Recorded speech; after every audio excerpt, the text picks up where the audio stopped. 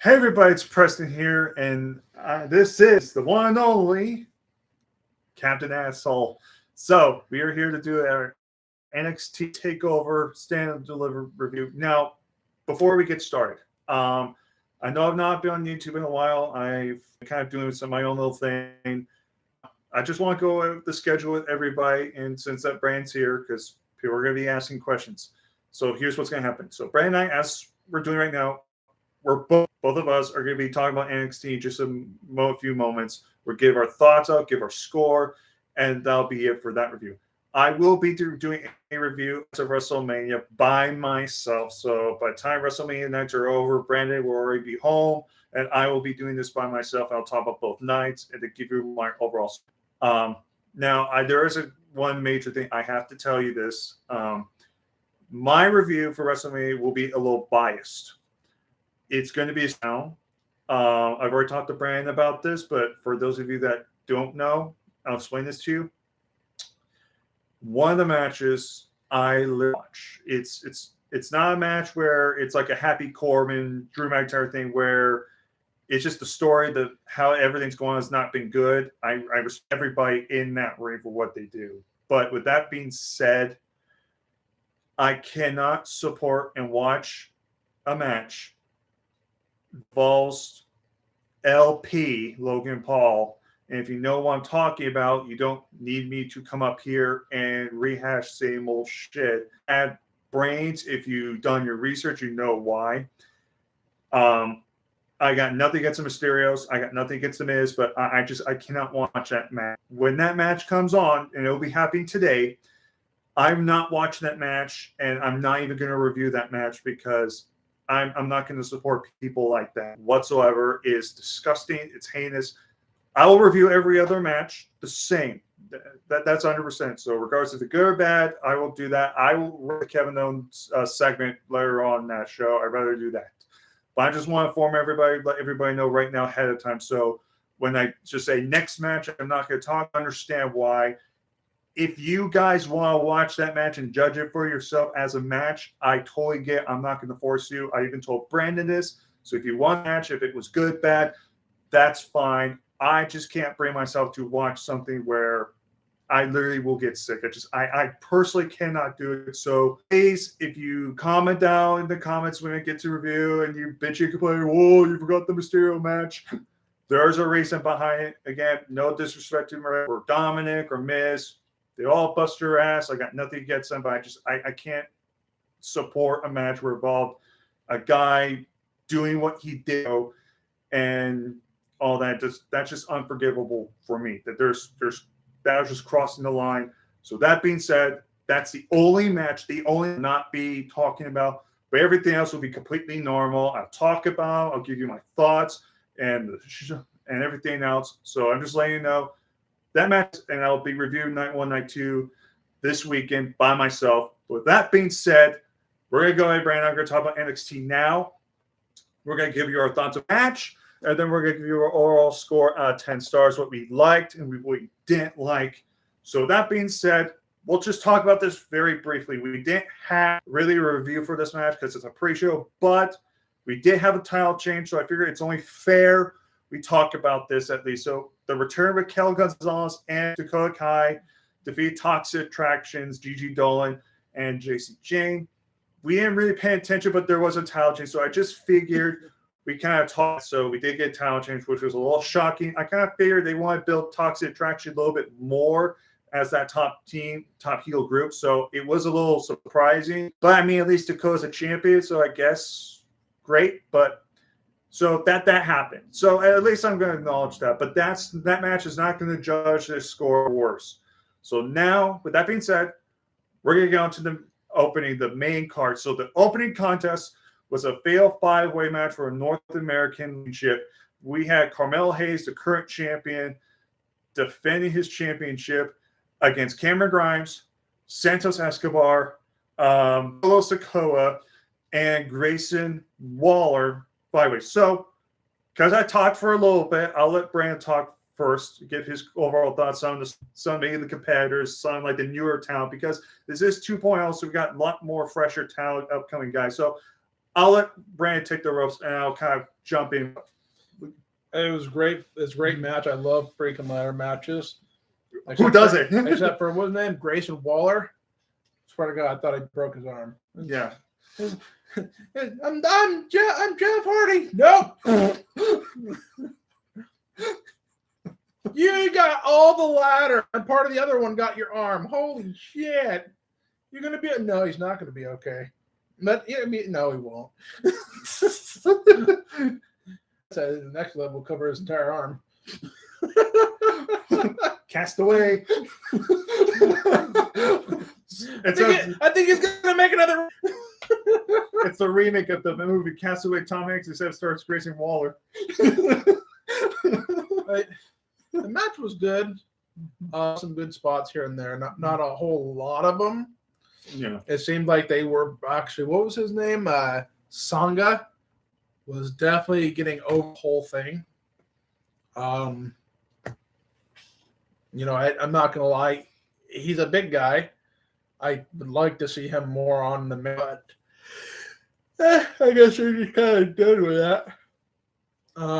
You got the guy I thought would actually win Santos Escobar thing, but he put on the best show out of all 5 of them. I would say he was probably the MVP, probably. Without him, this match would have been kind of stupid. Solos definitely showed that he's capable. Yeah, he's going to be one of those guys that is going to be a brawler. He's going to be a very wild card factor he's ever put into. So we'll see if they want to do a tag team out of him or if they want to start putting him as his own guy. We'll see how they develop him, if they develop him. The champion, Carmelo Hayes, he did a fairly okay job, kind of, but played a lot compared to everyone else. Shit, the guy who came out with him, what was his name? Trick Williams. He was more involved in the match than Carmelo Hayes. And of course, we have the winner, Cameron Grimes, the new champion. You called it. I actually didn't think it was going to happen because I had some whispers of doubts here and there that he was supposed to be pulled up to the main show. That he was going to be a jobber or something. I'm glad to see that I was wrong, that was all false and I was wrong. God. We still going to be sitting back and waiting to see if Grayson has a torn arm, rotator cuff, whatever the hell happened. I mean, I haven't seen anything, but unless you guys poll in the chat, if you guys heard anything, let me know about Grayson Waller. I'm assuming he's okay, but he would think I'm surprised. I'd be surprised he was injured, basically. But if you guys have any updates, or if it was just he's going to be banged up, he's going to be okay, just let us know in the chat room, basically, if you get any information about that. That arm. I mean, every time Andy Rose came out, I don't blame him. We'll get to that. We'll get to that match a little bit later. But yeah. But I like I said, I like this match. I would say though, I've seen way better ladder matches. I even think I've seen way worse. Oh, we have. Trust me, I've seen really bad ladder matches, but I've seen what the fuck was that? But here's the thing: ladder matches are always going to be seductive for certain people. I mean, and every ladder match is great in their own way. Some are more car crashes, some are more story based, like Razor Ramons at WrestleMania 10. Every ladder match is going to be different. I will say this is going to be I think this is a great match, but I'm still going to prefer like the very American Championship ladder match it did years ago, TakeOver New Orleans, where Adam Cole won. That I still think was their best ladder match in terms of NXT. And that's still one of Brandon's favorite matches. I love it to death. I would say I think the biggest takeaway from this is the interference. I think I had their individuals there in there, but we had 5 people interfering in a fatal 5-way ladder match. That's just fucking ridiculous. Like maybe 2 many. I mean, you don't have an equal amount of interfering people to the wrestlers. And I hate doing the whole turn, but when you did like TLC 2, that's the infamous spot with Edge spear Jeff Hart off the TLC ladder match at WrestleMania 17. And you had Rhino supporting Edge and Christian interfere, but it was towards the end. You had Leah come out to support the Hardy Boys, but again, that was toward the end. You had Spike Dudley come out toward the end, just save for those ending spots. But for the majority of the match, it was all just balls to the wall and stuff like that. So a good chunk of the middle was just taking out the fucking guys. Guys, like, what the fuck are we watching? Yeah, so that's my only major drawback from this is I would love to see a little global main roster interference or what we call TNA back in the Dixie Car days where everybody got interfered. I say that and more. Let's say the ladder match, the champion should be everywhere, should be involved in 90% of the match. And I didn't see shit from. I didn't see anything from him that impressed me at all. The other four managed at least a spot where I was impressed. I don't know what the fuck's going on with Hayes.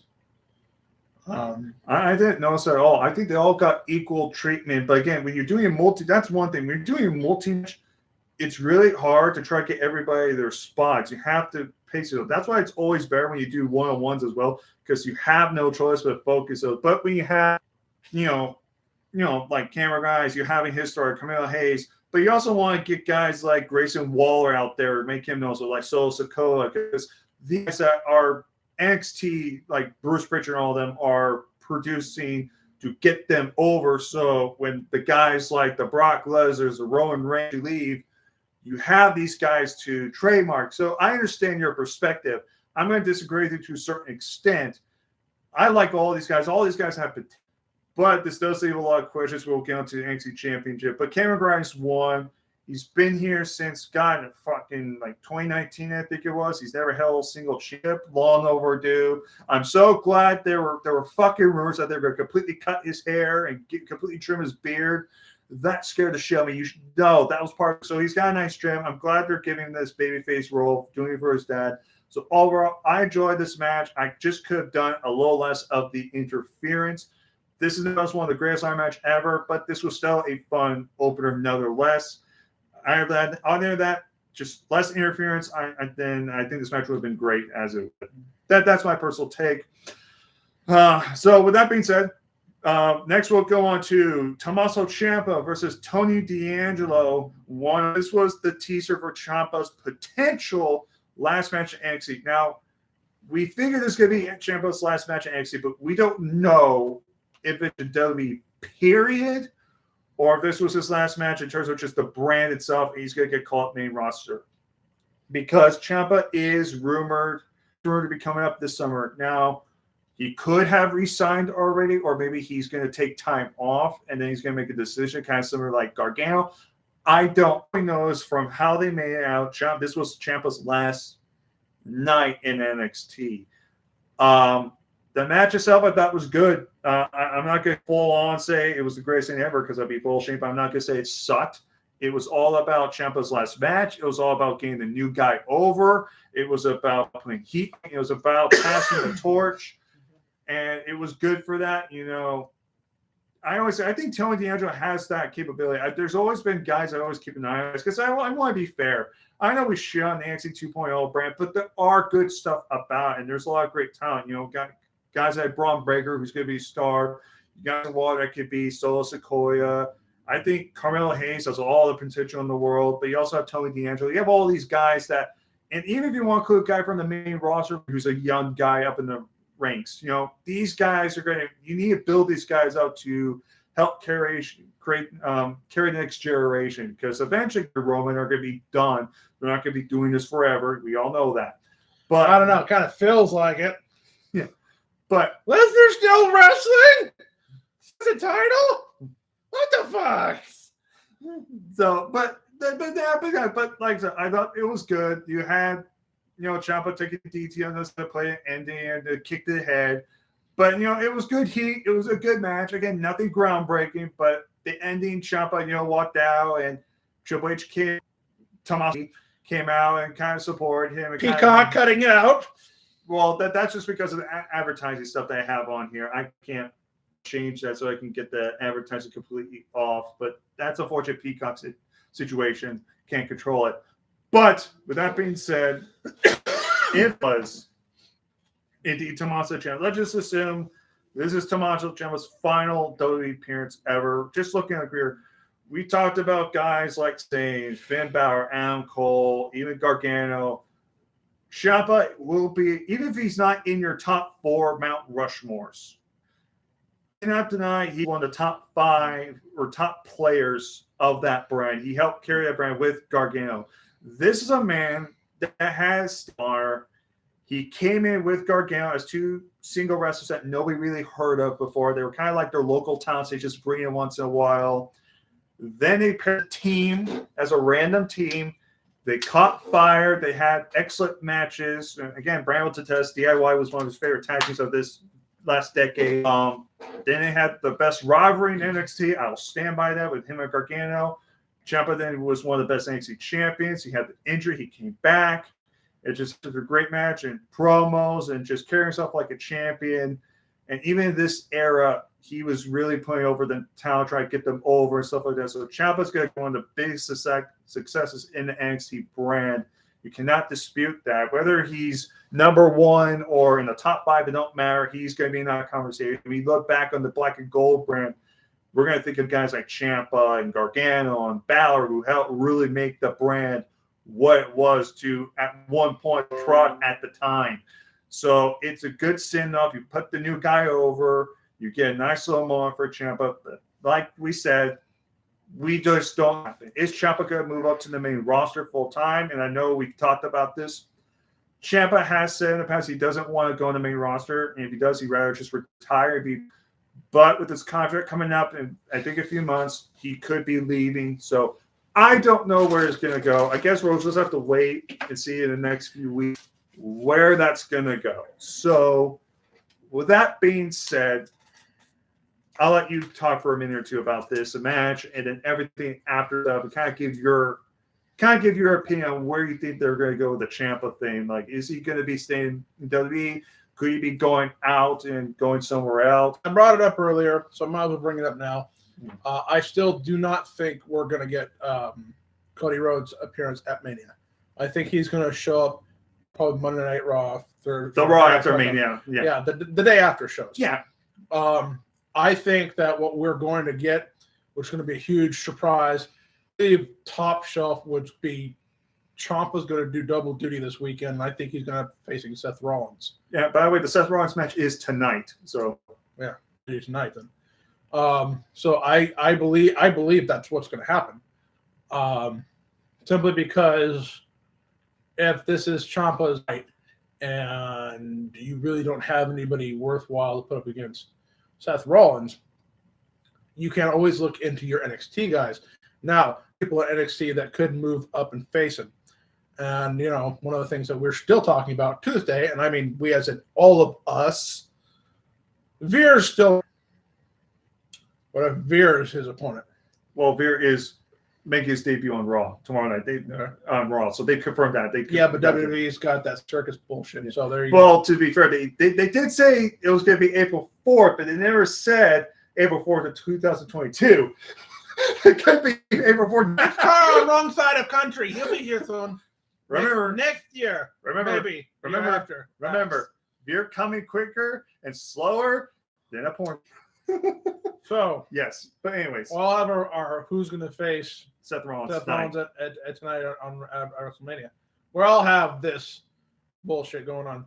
So speculation is Tommaso Ciampa is going to be moved up for a few specialty fights. I believe tonight he'll pull double duty and he'll face Seth Rollins. I do believe that's going to happen. I don't know for certain. I don't know shit. Because, WWE is like predicting which part of your face is going to break when you get kicked in the head. Yeah. It's not going to happen. So 50-50 what's going on with that. We don't really know anything about if this is his last match. Supposedly, it was, like you said, it's supposed to be his last NXT pay-per-view for sure. Before his contract is up, supposedly. So we'll see how that goes. If it is, I could see him doing the same thing Johnny Gargano did, come out for a goodbye next week and maybe get 1 or 2 more matches out of someone that says, you can't leave till you face me, whatever the fuck ever. But everybody getting Ciampa, which really sucks. He's probably one of the last good mic skilled people in NXT right now. We'll see. We will see what happens. There's a lot of greenhorns in NXT right now, brand new faces, people who are untested, unproven, and inexperienced. I'm not saying they don't have potential. I'm saying that they're not there yet. Yeah. And without guys like Ciampa, it's just going to be a total circle. It's going to be bad, but it'll take time, and it'll get better. It'll grow to be better. And that's what they're calling like the NXT. It's not a brand in itself. They're calling more of it for a reason. That's what it was. You stay there to develop your character, your ring work, your stories, and then when you're ready, then you'll get called out. And then again, we'll talk a little bit about this, man, and we'll kind of get to that. But yeah, I see what you mean. You said, Tony D'Angelo, I see a lot of potential in him. He's definitely a big guy. He's the that all the people like in corporate, and he has a lot. He has a lot going for him. They got to really critique his character if this is the way they want to roll with it. But it's young, it's new, it's not perfected, it hasn't hit enough times for it to be defined. So we'll see where I go with that. Match though was pretty good. I do not agree with the whole head, and that's how Ciampa lost. But at the same time, at least the whole match was a back and forth, brawl. They went. So it wasn't a sleep match. It was definitely, both proved it. It wasn't a boring or a one-side squash type of thing. Yeah. I don't even think I saw a sleeper hold or anything in there. Cool. Finally a good match. But forgive me, I'm a little down with the whole thought that we're losing.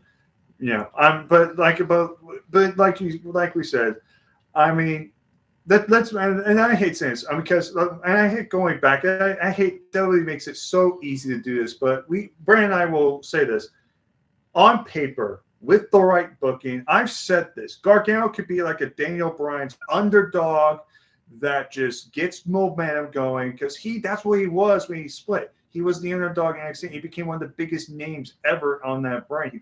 He could have been that. But that's our way. And unfortunately, our way doesn't mean shit. It's all about one man and his opinion. And if his opinion, I don't like this guy, I don't like him. Although Gargano's talented, he's got all the tools. Was he going to be a main event level guy or even a upper mid? I can't. Main event, absolutely not. Mick Carter, more likely. But even then, I don't trust him. And you look at Ciampa, yeah, he's a little bit bigger. He's worked out. But he has that fair issues of injury prone. He wants to take it back on the schedule.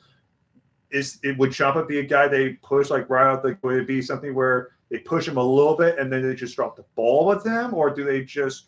Because we rename him and job him out. What the fucking fuck is wrong with you? So exactly. So you probably wouldn't recognize him if they made him grow his hair out and shave his face. Yeah, because you got guys.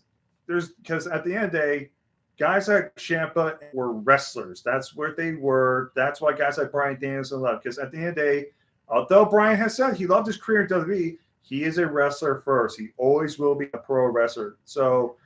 At the end of the day, it just comes out what they want, what Ciampa wants, and it's his decision. If he stays for the money for his family, great. And who knows, maybe they'll surprise us. Ciampa gets a pretty solid run out of him. Who knows, But at the same time, it would not surprise. Honestly, just think the best bet is just him to go somewhere else. I would just say stay safe. Even if he doesn't sign with the AEW New Japan. He could, because the second he's a free agent, people are going to want to get him, and with Gargano being a free agent at the moment, they would love to have a DIY for their shows. They're going to be making money out in the indies, so they're going to be fine. And like I said, guys like Claudio Castagnoli are former Cesaro are free agents. Now guys like Joe, back in AEW, he's officially signed to AEW, and now you have him coming in for Ring of Honor. Ciampa could go back to Ring of Honor and do a few appearances.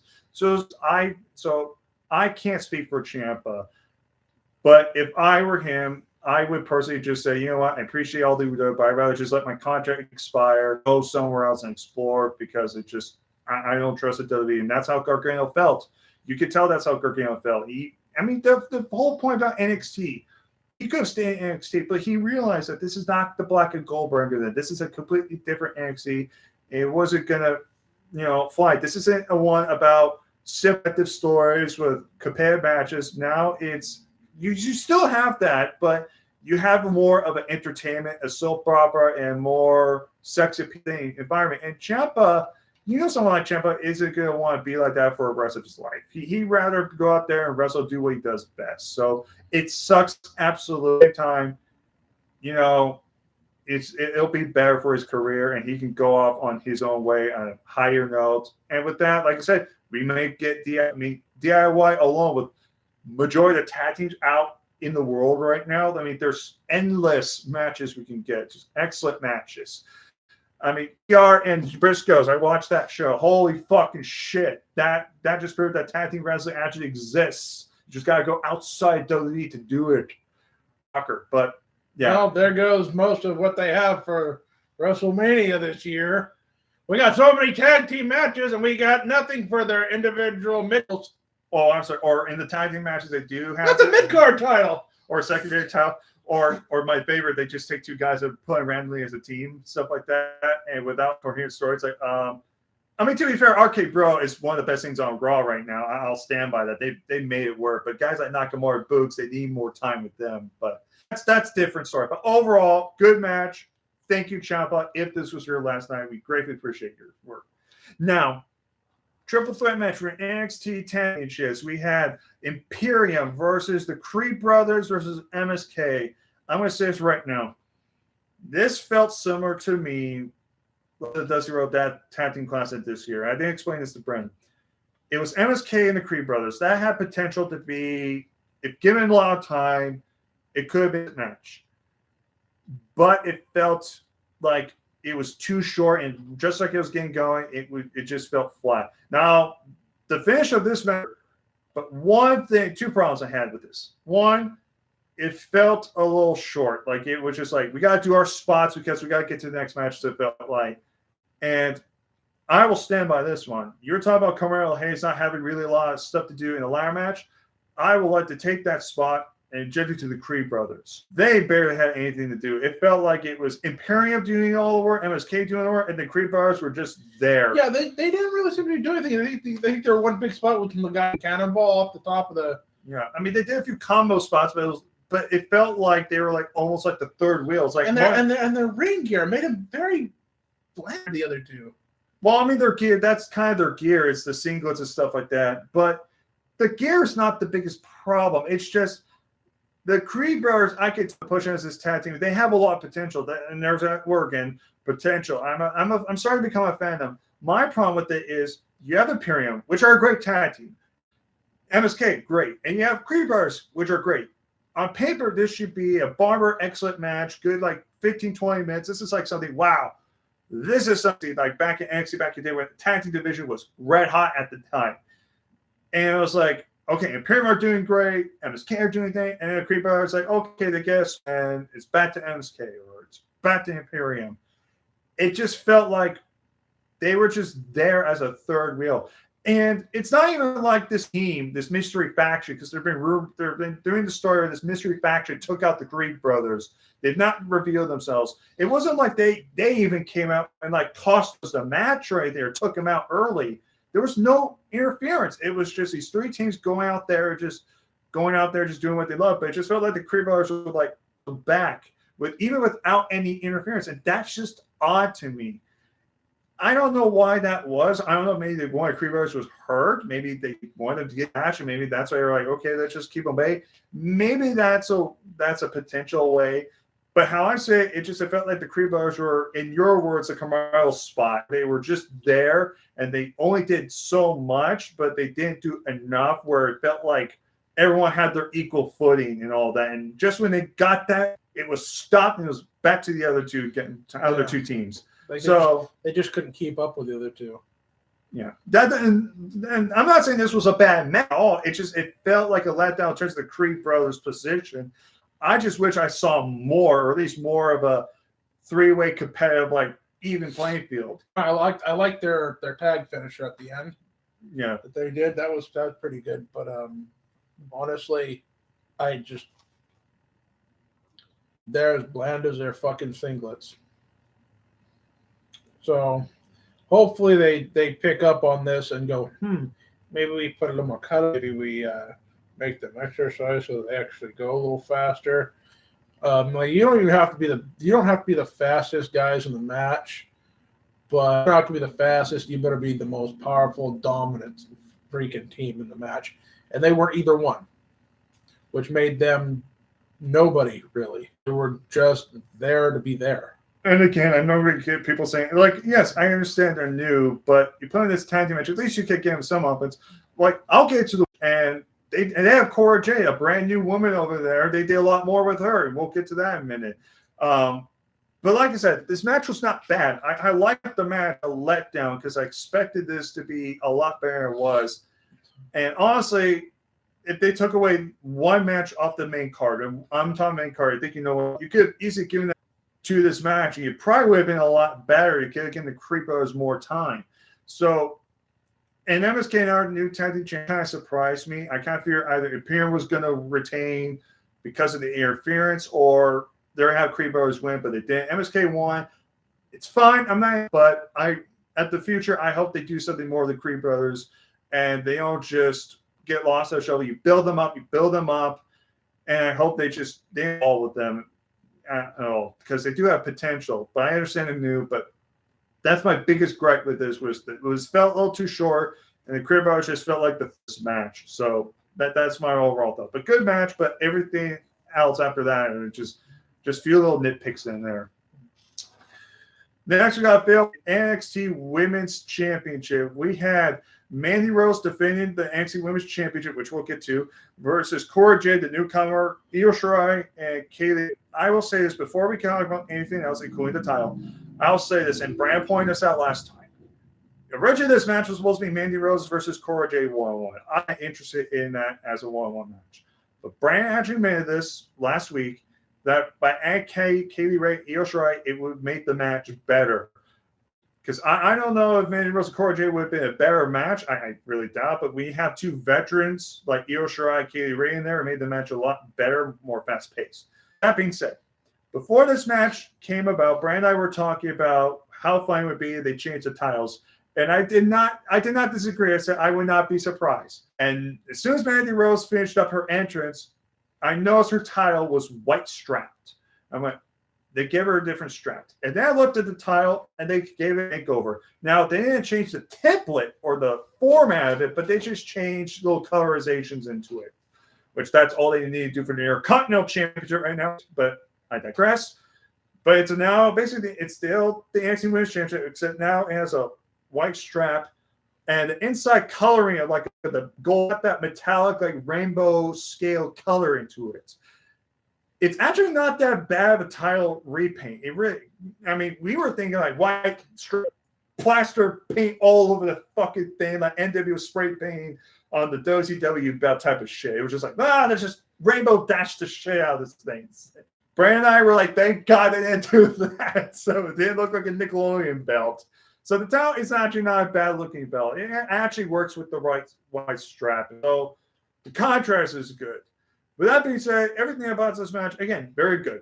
Again, nowhere near the greatest women's match in NXT history. Bayley, Sasha, Brooklyn still has that on the top of the shelf, but still a good match nonetheless. You know, everyone had, again, unlike the other matches, everyone, Mandy Rose had her moments, Cora Jade had her moments, you know, Kaylee Ray had her moments, Io Shirai had her moments. It was fast paced and went like that. Again, a good no less than 15 minutes. Mandy Rose ended up retaining, which I kind of figured they would. You know, they want to keep that belt on her. Maybe they're going to use this as a transition to the underdog versus Mandy Rose 1-on-1 now. Maybe get now Cora Jade more over as this underdog, which if that was the case, you did a good job of that because she was over in this part.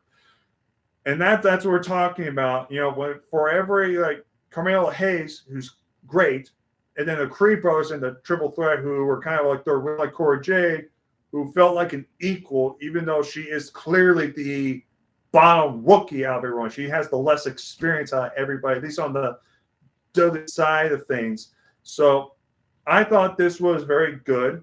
I'll hand it to you for a minute to jump in for a minute or two about this. Tile designs, match yourself, any potential stuff like that, what you think could happen. No, I think this was just a really good women's match. I'm surprised at some of the stuff they did do, but honestly, I'm glad it just wasn't a total bomb. Because usually when you get women's matches and you have fatal four ways in particular, you get so many oops, and you don't want to see that. This one, as far as I know, didn't have one. So I'm not surprised it took NXT. At the same time, praising it. Very good match. There's not really anything I have to complain about. Yeah. Dog was still involved in the entire match. In fact, she had more to play than anybody else. Yeah. So yeah, I believe you're right. They're leading up to a war for the women's title. But for right now, we will see where it goes. Yep. Well, I mean, we'll see. Now in this match. Now I want to specify a match where I said they could easily take out the main card. Now I'm not going to say this match was a bad match. I'm not saying that at all. But in my opinion, this was the weakest match in the entire card. And this was the match, honestly, I was talking about. Put this on the NXT 2.0 show this Wednesday. And you could just take in this time and just add it to the triple threat match to make that match longer, hopefully a lot better. At LA Knight versus Walter. Specify that Walter. This match was good, but it felt like it was just there. Okay, we need something to take a breath from the women's match and then the main event. Got there and want smush. So, so Walter and LA Knight really, again, good match, but nothing groundbreaking or excellent. It was just there to kind of put like I said, I'm not saying this match now. Again, Walter won, right move to make. You want to build him up, but again, this match wasn't necessary for this type of match. You could have just put this match on NXT 2.0 and it would have been a good main event, given more time with that. Now, before we get to this, we'll kind of talk about the sign, talk about Ciampa and everything. Because Walter won, I do believe LA Knight is going to be one of those guys that's going to be called to the main roster by this week. Because he's ready. He's got the charisma. He's got the mic skills. He's talented. He's got a good look to him. This guy screams main roster. And I'm saying this on. I do see him getting called up to either Raw and SmackDown by this week. I don't see him fighting Seth Rollins. I don't see that type of thing. But I do see him being like in SmackDown and being called up because we talked about this. Like guys like that, there's certain guys that are ready to be called up. And like I said, we'll even get to the main event. We'll talk a little bit about that little debate. But that's about it. This was just good. Nothing great, nothing groundbreaking, nothing awful, but it's just there. It was a match that was just kind of there that really could be there, and it wouldn't really affect the show that much if you just took the match off and you just given that time. I honestly thought if you took this time out of this match and just added the triple threat match, probably would have been a lot better, honestly, because and everything. So, and that's my overall thought. That Walter won, that right move, and LA Knight might be getting called up. Something to say now. All right, Gunther won his match, but there was no titles involved, so he's fine. Imperium lost their tag team titles. Yeah. Bring Imperium up, and they're going to have Imperium face freaking the Bloodline. I mean, the match was going to be kick ass. I'm just saying. I'm not saying they're wrong or anything, but I'm not saying you're wrong. But then again, it's the same company that had Sheamus, Ridge Holland, and Pete Dunne. Now, before you specify, them as a group, Sheamus, Pete Dunne, on paper is great. I like them as a pairing. But now you have them calling one of Butch and all of them wearing caps and they're going, Vince McMahon's touching the crack pipe again. The Bloodline and Imperium sounds like a 5-star match, but you know, it depends on the presentation, the booking, the character-wise, what they do with them. So, paper, I'm not going to say you're wrong about that, but that also goes talking into shape and, you know, make them work their asses off because some of these guys, I don't know if you're right, but you do still need some of these veteran guys on NXT to help teach these younger guys that, hey, this is what you need to do. You need eventually guys like Walter aren't going to be there to help guys like Solo Sikoa wrestle. Eventually, Solo Sikoa is going to have to wrestle guys like Grayson Waller on zone. They're going to have to balance each other out. And like you said, we have two guys that aren't green, but still have a lot of work to do. You clash, it tends to get more messed up. Somebody like a teacher, like a veteran, to help the younger guy, they can help the younger guy out, say, okay, this was good, but this is why I want you to work on more, or less of this, or maybe this move, maybe you try to do this move first as a safety precaution, and then when you're ready, you practice better, then you can maybe do stuff like that. Don't waste all your energy. So kind of going to the point like you were saying earlier. So something like that. But overall, again, decent match, but unnecessary. Yeah, exactly. Unnecessary. Then we go to the main event. I got to do this. You have the future, where the son of Rick Steiner and nephew of Scott Steiner in the Hall of Fame, and you got the future and current NXT champion, the future of WWE, Dolph Ziggler. How old is Dolph Ziggler now? Early 40s. It's just a number. The fuck? And he debuted, I believe, in OVW at the time, I think 2005, but he made his main roster debut as part of the Spirit Squad in 2006. And he's still got God, don't we feel old? He debuted as a fucking cheerleader, and he's still wrestling to this day. Fuck! He's champion, NXT champion, was all about the future. He just kept on believing. Look, we can jump, but it's too fucking easy. Too easy. So, Ziggler and Braun Breaker, or I'm just going to call Rex's real name. Again, I'm not going to go up here and say an excellent match. It was a very good match as well. You had a few slip-ups in there, but still, they had their moments. Dude, he hits that spear so good. It's not just he also hits the spear. It's because who takes the spear. If we're talking about Dolph Ziggler, we always said this about Ziggler. But one thing we cannot deny is he's one who sells the fuck out of everything. He's one of the best sellers without hurting himself. He's the next level, just above AJ taking it. Dude, this guy, sometimes he sells. It's like when The Rock would take the Steiner, just flop around like a fish. One of my favorite ones, my favorite sell jobs, I'm telling you this, is TLC 2011. It was Zack Ryder versus Dolph Ziggler for the United States Championship. Zack Ryder hits the Rough Rider, and literally Ziggler pulls a fucking rock, jumping off all the places. The sell job was great. Even when Ziggler fought Goldberg at SummerSlam in that 1 minute squash, basically, and he took those 3 spears, just sold like he got fucking gunshots, all that. So Ziggler's a fantastic seller. That's what he's best known for, is to make the other guys look great. And that's one thing. I mean, those spears by fucking Breaker made his spears look devastating. So I'll take a spear. I'll take multiple spears, but you're not going to bring me up for a jackhammer and drop me. That's not going to fucking happen. I am not going to the hospital for your old ass. So, but yes, those spears were fantastic. He came off like a fucking rock, and Ziggler's salary just makes it more devastating. So again, few slip-ups in there, but again, Breaker has only been wrestling for a couple of years. He's still greenish age. He's still got a lot of potential. I said this to Brandon, and I'll say this right now, and before people laugh at me, I want you to really listen to me, okay? Because I'm not lying these like fucking articles where I say something and it's like, ha joke. Can I just laugh while you're saying it? Well, you know what I'm talking about. So, I honestly say this. If booked right, in the near future, 5 to 6 years from now, 5-6 years, booked, it really could. They are that talented. They have a lot of high hopes for Austin Theory, and Braun Breaker has potential. But like Brandon said, you need the veterans like a Ziggler to really elevate them, because they're still a little but green. You can say the same thing about his and Brock Lesnar. It could be Brock Lesnar versus Braun Breaker.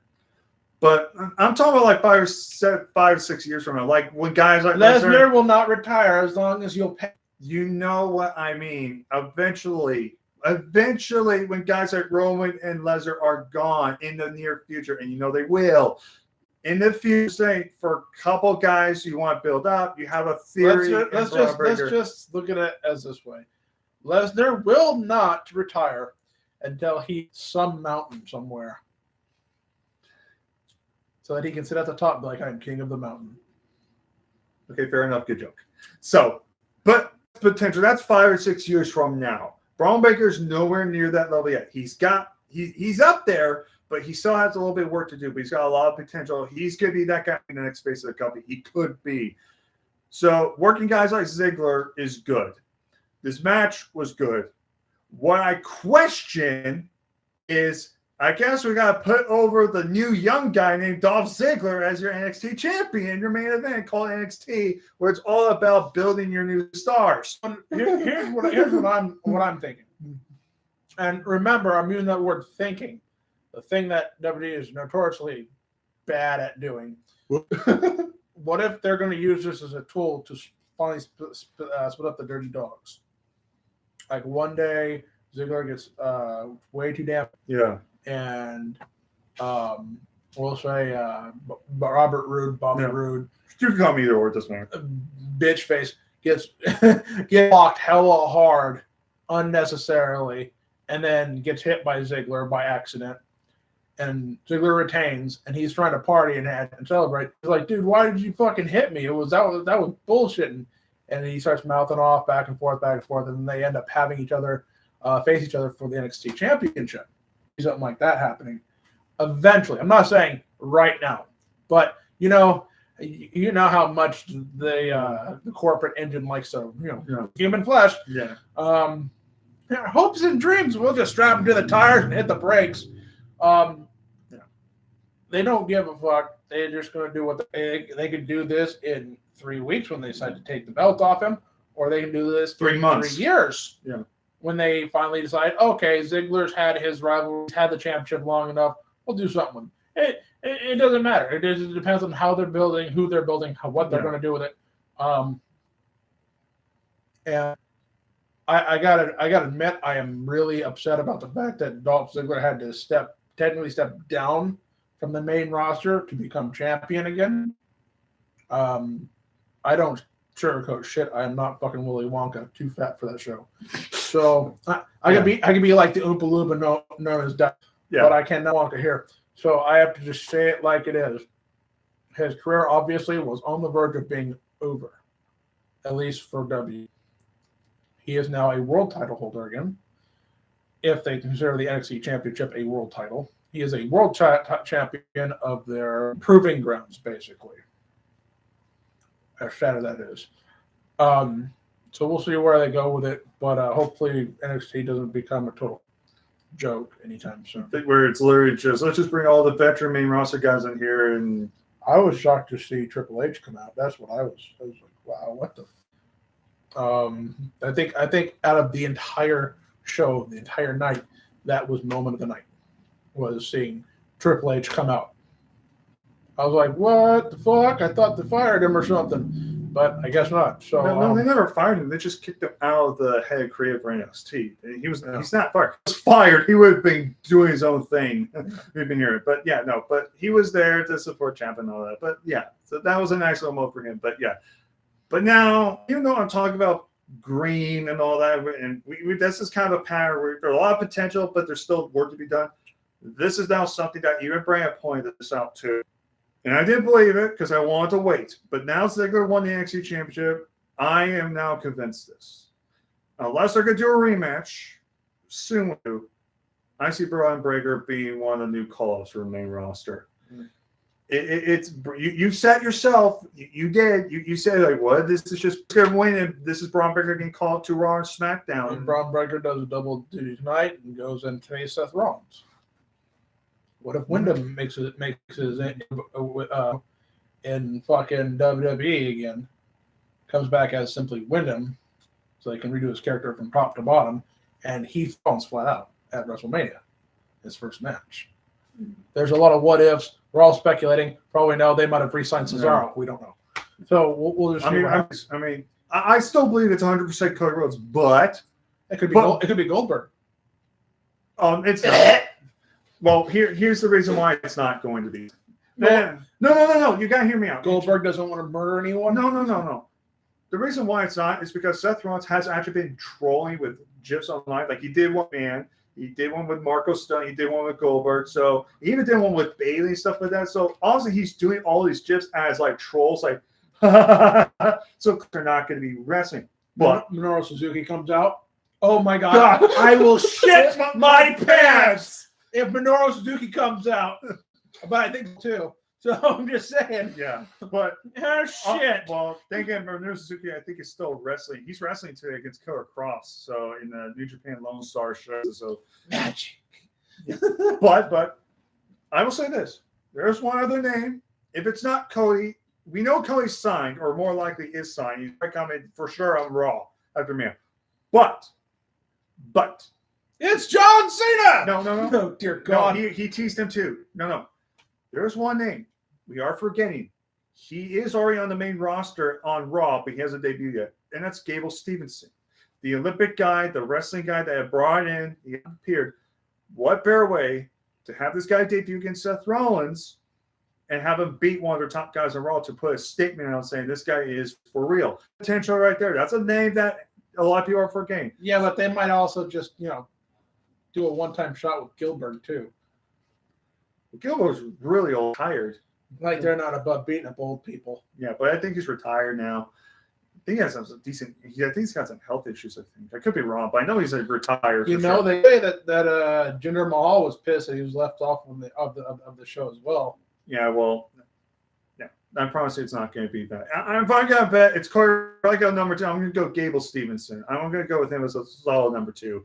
But again, that's WrestleMania. We're going to find out later on tonight, a few hours, what's going on with that. So yeah. So with that being said, Braun Baker, I could see him getting called main roster, but maybe they'll keep him on NXT. Maybe he'll still be the one to beat Dolph Ziggler, but they're going to continue this. Maybe that leads it to a Dirty Dog split, like you said, potentially if the cards are built.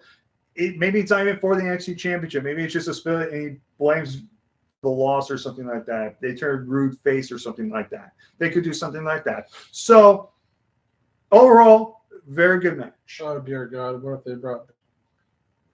Well, Batista said he's done. He's actually retired too. He flat out said he was done. All he wanted was the Triple H match, and he said once that's done, he's done with the. He doesn't want to do it, and he even did say too that if he comes back to wrestling, he said this in many interviews. He wants to come back full time. He does not want to be the guy that just sent a match paycheck. He says, no, if you're going to bring me in, I want to be on Raw, SmackDown. I want to be house shows.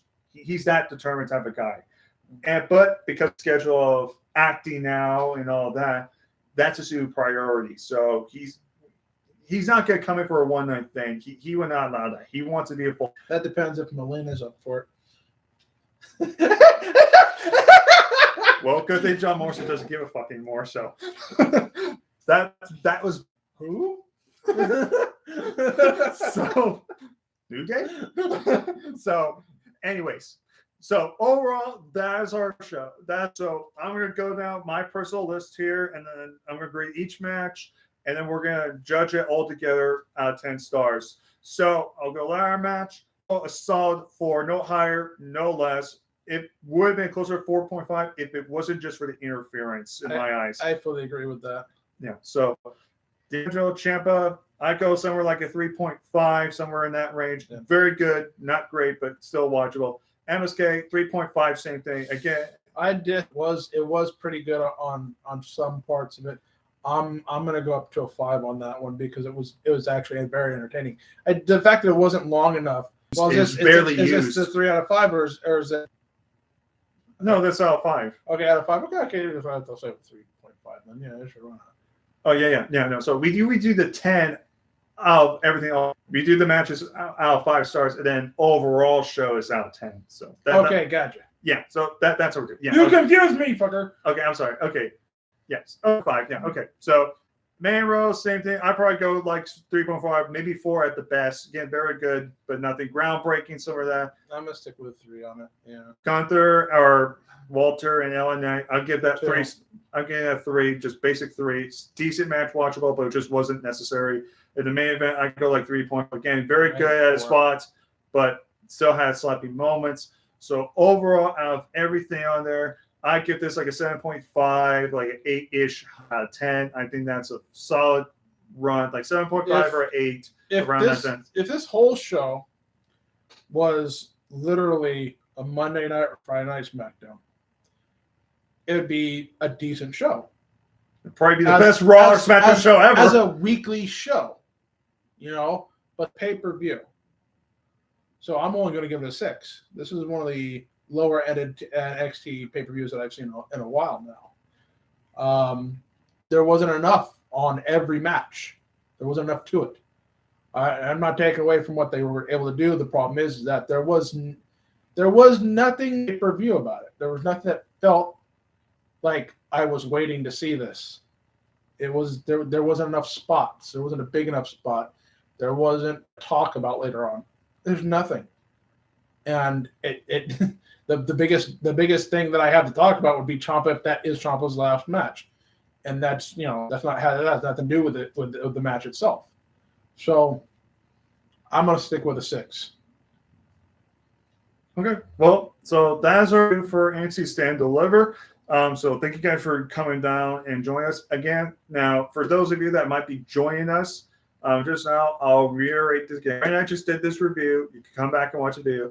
Brandon and I will not be reviewing the WrestleMania nights together. I will be reviewing WrestleMania Night 1 later on tonight, and Night 2, same thing. If I don't do it tomorrow night, I'll do it sometime this week on Night 2, and I'll give you my overall thoughts about WrestleMania 30 as a whole. Brandon will give me his thoughts outside and in the car and stuff like that. So you won't see Brandon again for the next couple videos. Oh, sad. We won't see the fat guy anymore? No, we won't. So be happy you got him here. So I know, because once my fat ass is parked somewhere else, it takes a crane. And then someone get my prime bar. And then my ass is fused to the chair. So and then Cletus! And then I'll enter in the beginning of the video, but I'll talk about it here again. I will review WrestleMania, and then we'll do matches and all that. The segment thing, it'll be cool, but I'm not going to count the segment, the KO segment, unless it turns, because I judge matches, not segments. But I'll still talk about that, giving my thoughts, but that won't have an impact on the show. But unfortunately, this show, I'm going to get off because of the Logan Paul match. I will not be talking about that match because. So the best it can get is a 9 out of 10. Yeah. Because one of the matches can suck a dick. Yeah. Again, that's not against Mysterio's or Miz, nothing against him, but I just refuse to support someone that did what he did years ago. And just don't know what I'm talking about. Please go online, do the research. I don't want to talk about here again. It's beaten to death. But just know it's something that I just can't forgive him for. That's on camera too. Oh God, you could probably find it online, price though. But yeah. So let me go back here. Yeah. So no chats, but that's okay. So with that being said, guys, thank you guys so much for watching. I'll be back on here later on tonight, but we're gonna get ready. We're probably gonna get some food. We're gonna get all guys getting food. What a shocker! And we're gonna go ahead and we're gonna go sit down for ATTC WrestleMania Night 1 and WrestleMania. And WrestleMania is probably gonna be a bigger success than the Dallas Cowboys this season. So. No. Ow. No. Can we just say they're about them? The WWE state wall. What's the wall? Dallas Cowboys. The Bengals is one of the greatest jobber teams. Actually went to Super Bowl this year instead of fucking Cowboys. The who? The Bengals. Don't worry, next year of the Browns, who wear orange helmets. And the Dallas Cowboys will get rid more players. Seriously, put a fucking sandwich on the side of the thing or something. Corn on the cob, something. Corn on the cob. So, with that being said, that is our review, guys. So, take care. Have a good day. I'm President Brandon, and we'll see you guys, or I'll definitely see you later on tonight and for sure tomorrow for WrestleMania 38. With all due respect, good show, but check out the Ring of Honor pay-per-view. It was way fucking better. Way fucking better. Trust me. Briscoe's going to have to tell you. And don't be a Cowboy fan. Be a